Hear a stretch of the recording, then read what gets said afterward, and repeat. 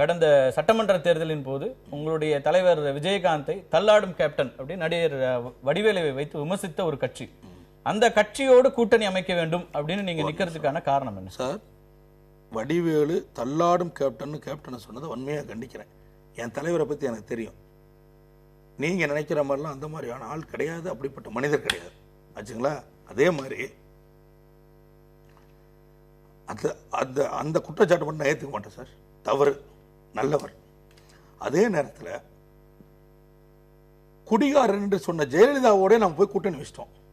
இதுல என்ன சார், இதுல என்ன தப்பு இருக்கு? வடிவேல் யாரு? வடிவேல் அவர்கள் திமுகவில் இருக்காரு. அன்னைக்கு அவர் சொன்னதை பத்தி ஏன் சார் நாம யோசிக்கணும்? ஒரு கட்சியினுடைய தலைவர் அறிக்கையில சொல்கிறார் குடிகாரர் என்று என் தலைவரை பார்த்து. அப்படிப்பட்டவரோட போய் நம்ம கூட்டணி வச்சோம்ல சார்.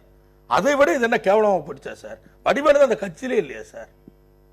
நமக்கு சட்டமன்றத்தில் பிரச்சனை வரும்பொழுது இதே திமுக தரப்பிலிருந்து எவ்வளவு ஆதரவு கொடுத்தாங்க, எவ்வளவு நமக்கு சப்போர்ட்டா சட்டமன்றத்தில் குரல் எழுப்புனாங்க, உரிமை குழுவில் எனக்காக எவ்வளவு தூரம் பேசுனாங்க, உங்களுக்காக எவ்வளவு பேசுனாங்க.